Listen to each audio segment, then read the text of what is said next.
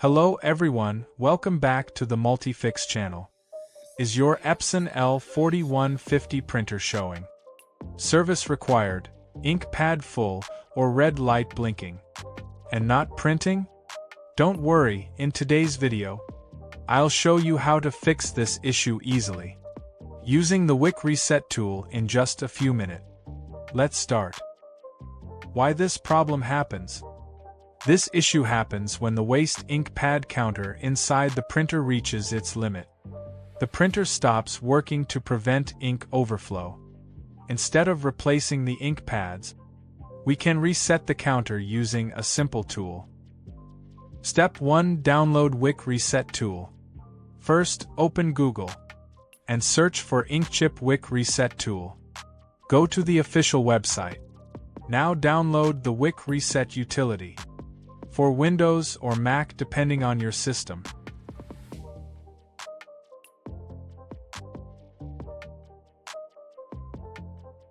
Step 2. Get activation key.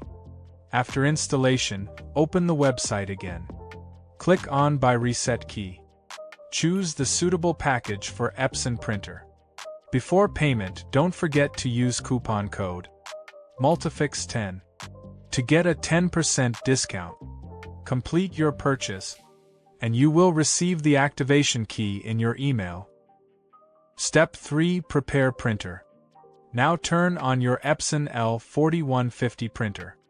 Make sure printer is connected via USB or Wi-Fi. Driver is properly installed on your PC.